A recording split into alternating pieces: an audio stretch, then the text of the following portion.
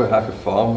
Basically we're electronic-based noise artists. We make our own instruments and sounds out of electronics mostly.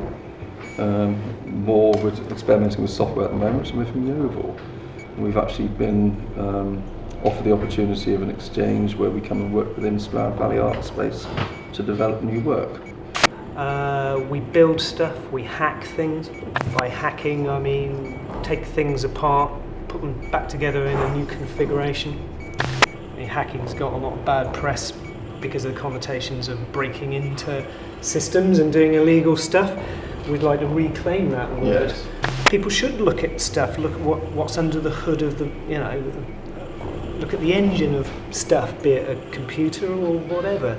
Open up the box, have a look in, educate yourself, see what you can do with it, rather than what you're given. So that's one of the things we do. We hack things, objects, we use software. Redundant items in different ways, but make instruments out of electronic devices and house them in things which you wouldn't normally expect instruments to be housed in. We've got a sound system which we have gone out and performed using solely, which we've got speakers built into various devices really. We've got a birdhouse behind you here. We've got a milk churn from Yeovil Creameries, which is now defunct in Yeovil. We've got another petrol can. You can see this blue thing here, which works. And the first device which we built, which is the water. Oh, we've got the Atari Punk bucket here, which is a synthesizer built into an old bucket, which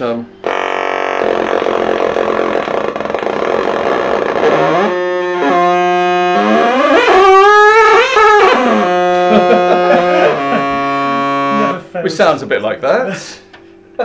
We've got one circuit here which is generating the sound, and the other one is just basically a little 3-watt amplifier which is driving the speaker, albeit a much bigger speaker than it should be driving. That's why it sounds nice and distorted. It shouldn't really be driving a huge thing like that really. But yeah, it's based upon the old Atari games console. That's why the sounds, the bleep sound so reminiscent. I cheated on this one really. This is basically a ready-made amp from Maplin, which you can buy, but the other ones, as you can see, we've just built our own little amp, so there's a couple ways of doing it. But the sound of this is really beautiful because you get lovely, lovely deep resonance from milk churn, and it does, you know, it gives off a good bass, actually. Bass churn. And as I said, we've played with all these instruments. We played outdoor gig off a 12-volt car battery, using nothing more than the churns and the birdhouse, and it's a good sound.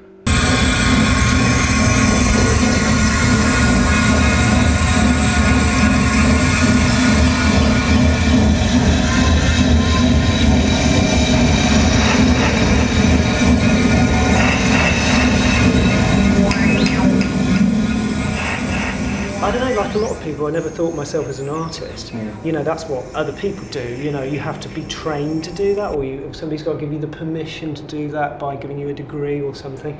So, you know, I'm not an artist, but I find myself like beavering away at home doing stuff, drawing, painting, making films.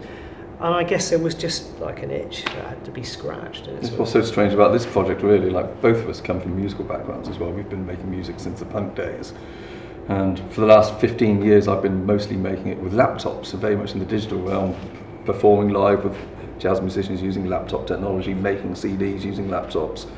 And then we thought, well, we've known one another since the 70s, let's try and do something, but not using digital technologies, because it's becoming really, believe it or not, completely old hat. You know, everyone, it had that period where everyone thought, wow, what's he doing on stage with his laptop? Now it's like, Jesus Christ, another laptop on stage. It's really, you know, just not something we're into.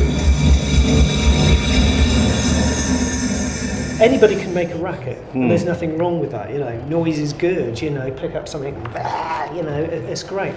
But yeah, you've got to kind of try and find a flow. You know, pick up on what the other person's doing. It is very much about listening. This sort of thing, and it's very easy to say, oh yes, as you say, they're just making a racket. But it's really, you know, the people who make a good racket are listening very carefully to what everyone else around them's doing. We are still going out and performing, so it's a weird crossover, but really we always saw this project to start with as being a chance to get up and perform and do something with non-traditional instruments in a live setting. We've got standard Rubik cubes, which we've created QR codes, which we're then putting onto the cubes, which will be given to people to try and solve. When they solve it using a QR reader, it will give them access to product, which will be on the web, in the sense of we're not too sure what it's going to be yet. It can be film, could be programs, could be music, obviously. But you know, so it's a sort of physical product leading to internet content, just to get away from the standard form of downloading, really. Well, it's a way of bringing it back into the physical world, isn't it? Because people just press a download button, they download music for free, etc.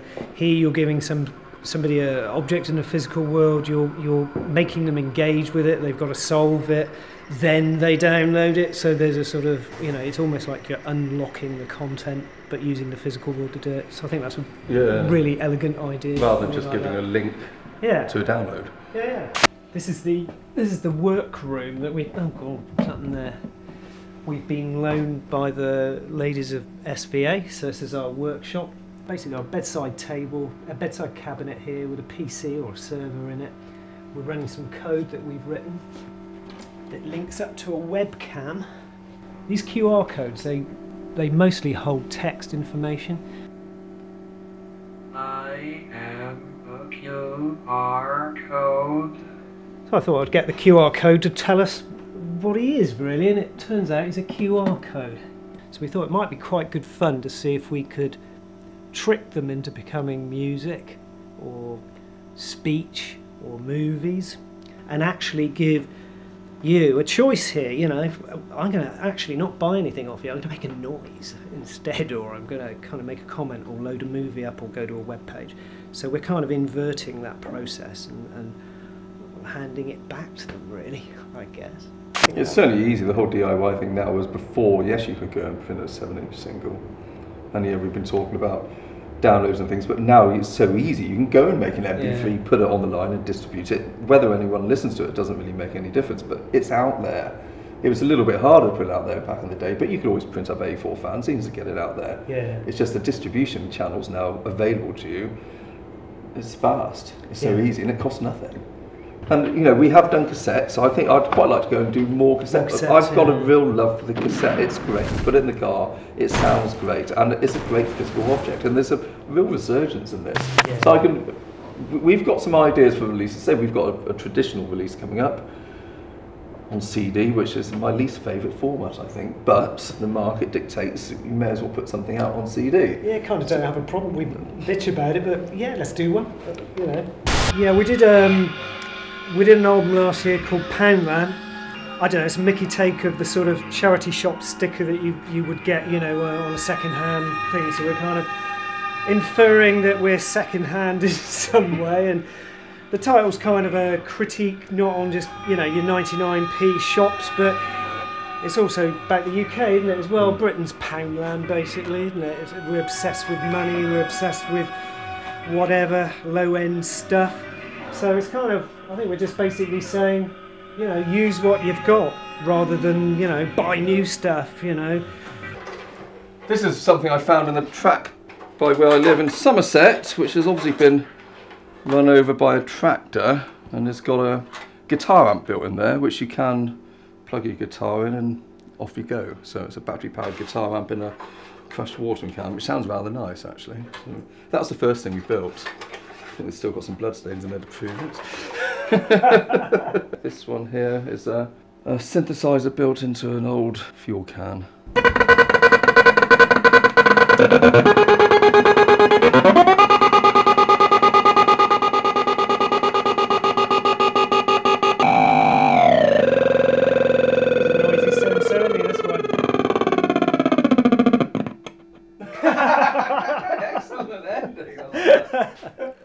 This is the Nandy Cam, so it's a Nan synth built into an old Brownie.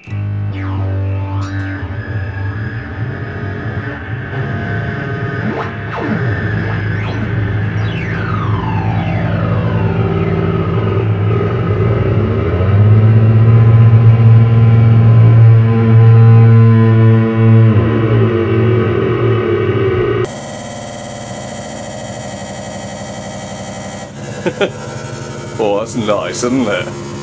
Total electro. Music source. It is really, It's you doing that. it is really dirty sound, isn't it? Oh, it's awesome.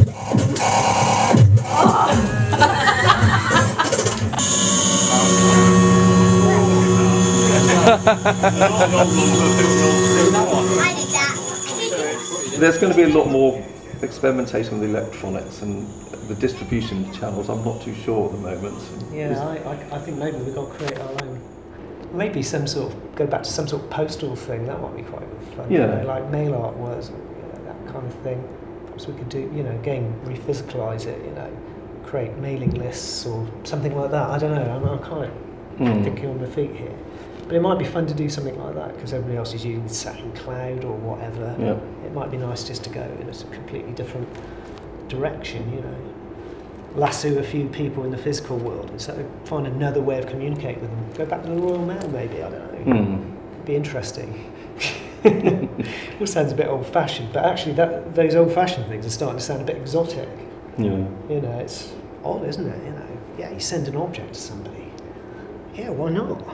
It's not just getting things. Or you send your next release as a kit, which they've got to build. So they buy the components of resistors and maybe a tape head, and you sell them a magnetic bit of tape, and they can only play it by building it and making their own playback device. I don't know, make it even harder for them to do it.